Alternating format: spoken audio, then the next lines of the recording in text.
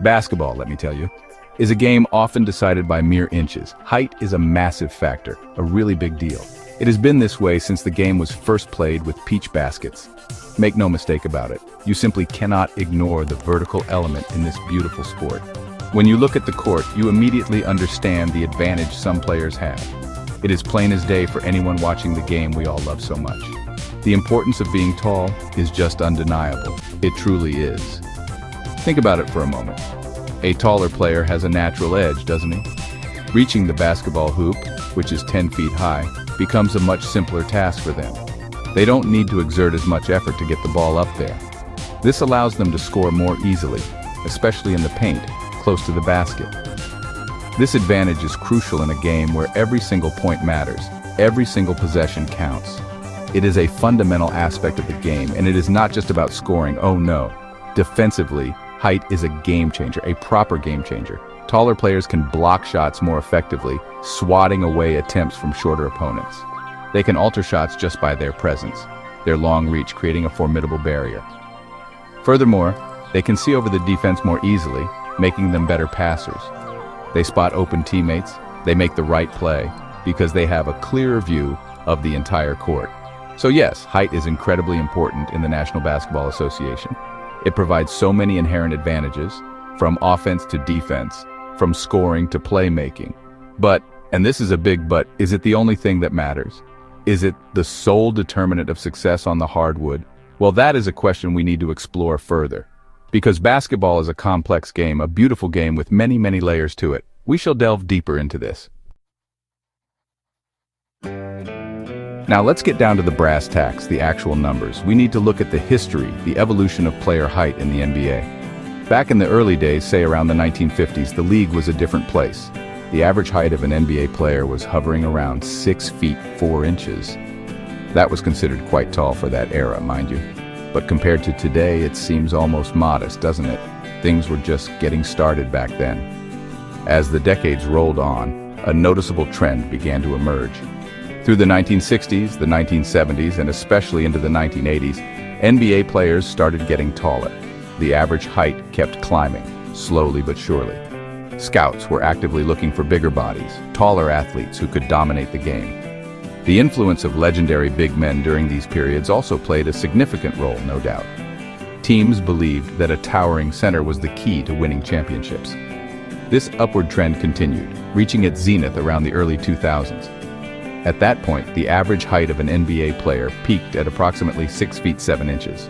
That is a significant increase of about 3 inches from the 1950s. This showed a clear preference for taller athletes, individuals who could physically impose their will on the game.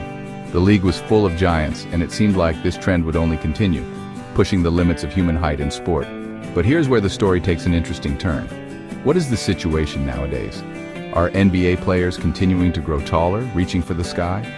Or are we witnessing a different pattern, a new chapter in the NBA's height saga?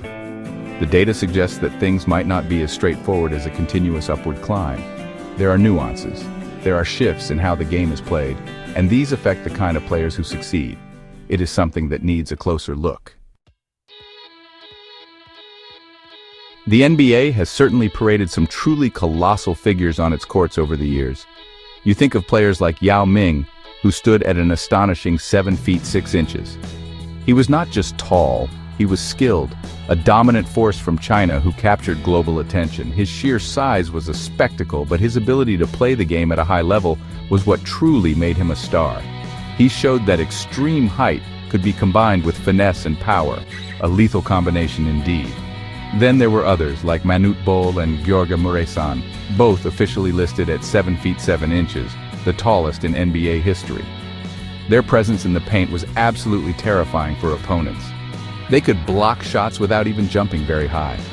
They fundamentally changed the geometry of the game when they were on the floor, forcing teams to alter their entire offensive strategies. These players were more than just tall.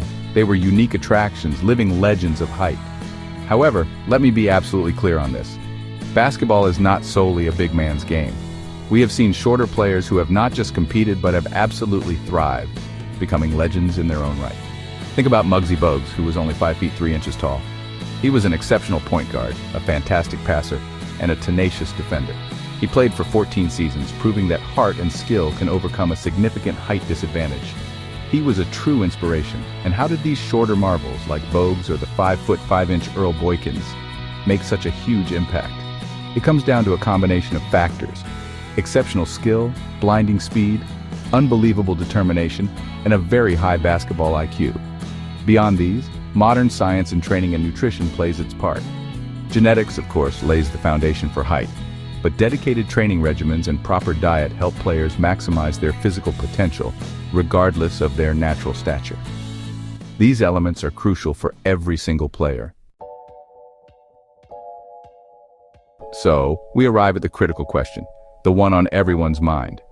Are NBA players today generally getting taller, or are they, perhaps, shrinking a bit? The answer, like many things in life and sport, is not a simple yes or no. It is more nuanced, more complicated than just a straightforward trend in one direction. The game itself is evolving, and that evolution is reflected in the physical attributes of its players. We must understand this context. If we look purely at the statistics for average height, there has been a slight dip. After peaking at around 6 feet 7 inches in the early 2000s, the average height in the NBA has subtly decreased. It is now closer to 6 feet 6 inches, or perhaps just a fraction above. This is not a dramatic fall, mind you, but it is a measurable change, a shift from the continuous growth we saw for many decades. This indicates a potential stabilization or even a slight recalibration. Why is this happening, you ask? Well, the game of basketball itself has undergone a significant transformation.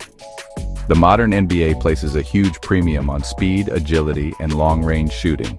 The three-point shot has become a central weapon. Players who are versatile, who can play multiple positions, who can shoot, pass, and defend effectively across the court, are now incredibly valuable.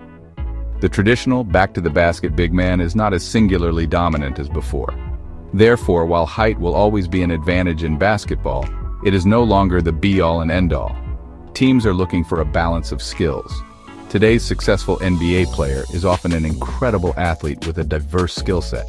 So players might not be getting significantly taller on average, but they are certainly becoming more skilled, more athletic, and displaying a higher basketball IQ. The evolution is towards a more complete, more adaptable basketball player, and that, my friends, is a very exciting development for the sport.